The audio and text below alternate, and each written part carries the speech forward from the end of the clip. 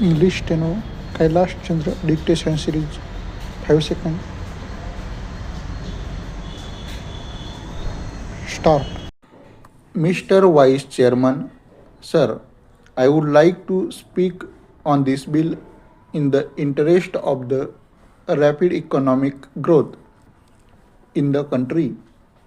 If the nation grows from strength to strength economically, leading to eradication of the degrading and disheartening poverty of the people of India, the workers of this nation would also benefit and they would also go above the poverty line. Paragraph. Sir, I would like to mention here that the plantation crops, as understood by the terms so far, namely coffee, rubber, tea, and cardamom, have been giving this nation substantial amount of the much coveted foreign exchange annually.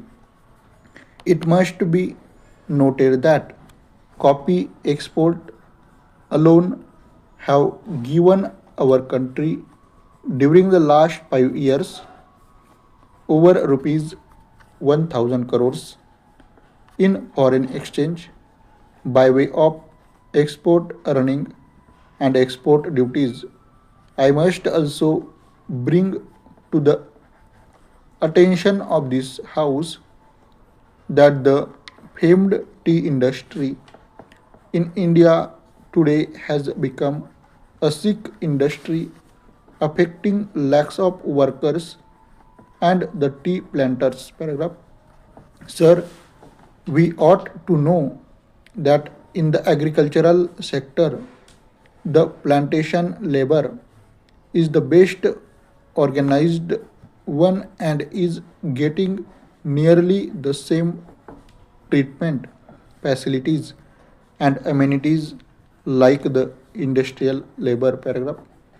Sir, coming from a plantation district of Karnataka, I sincerely agree that the welfare measures provided in the Act must be faithfully implemented and strictly enforced.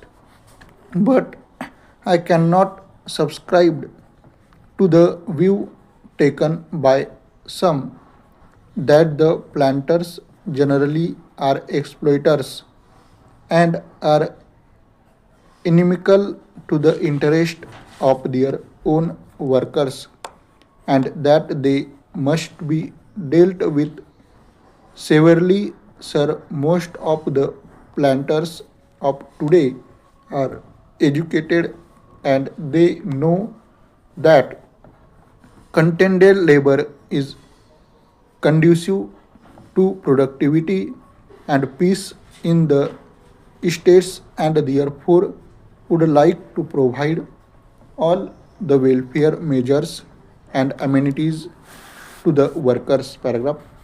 Sir, I would like to point out some of the very draconian, discriminatory, and invidious urban directed amendment made in the Plantation Labor Amendment Bill 1973.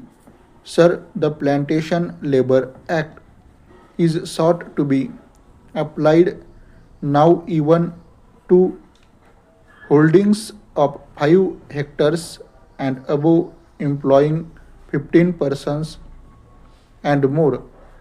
Originally, in the bill brought before the Joint Committee, it was sought to be applied to holdings of 6.5 hectares and above. It would be realistic to make an amendment to the present bill to raise the size of holdings from 5 hectares to 6.5 hectares. Sir, we must bear in mind the economic viability of a small plantations of a 5 hectares and the financial capacity of the small planters to fulfill the obligations cast on them to provide housing and creche facilities. Those small planters, in some cases, are unable to provide themselves with houses and medical care as good as those intended for their workers in the bill. I am sure that good many small holdings will go into liquidation, unable to bear the burden when the prices fall, as in the case of tea today. I would emphatically say that Clause 13 is not only draconian but discriminatory, and it is most harsh and killing to the farming community of India. Those hands feed and clothe the people, poor and rich. Paragraph. Sir, I strongly feel that the punishment with both compulsory fine and imprisonment is to serve for violation of a welfare legislation covered by the Act for economic reasons and financial incapacity. The debt ridden employer, particularly a smallholder, may be unable to discharge the obligations such as providing type design houses, creches, medical facilities, etc. In such cases, there is no point in spending the landholders to jail and collecting a fine from him for every day of default. Paragraph. The relevant provisions in the bill are made more stringent than the Factories Act, under which, in the case of the further offense, the court is given the discretion to punish the defaulting employer, but in the proposed amendment, the word used is small shall instead of may, which make it mandatory of the court to impose imprisonment as well as fine.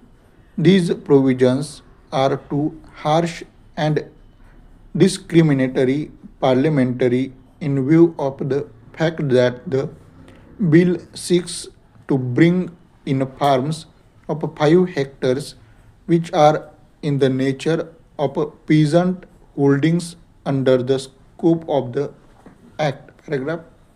Sir, I would like to ask the government of the people, for the people, and by the people, in the name of the farmers of India, why it wants to treat a farmer as a criminal and to be imprisoned for such an offense, while it does not do so for a factory owner of a city. By making this comparison, I do not mean that a provision should be made in the relevant Factories Act to make the sentence of imprisonment compulsory for similar offences. Let me make it clear that I am not speaking against the interest of the workers in the plantation. I am only speaking against the stringent and invidious measures which have been provided in the bill affecting the rural employers and the invidious laws enacted for them.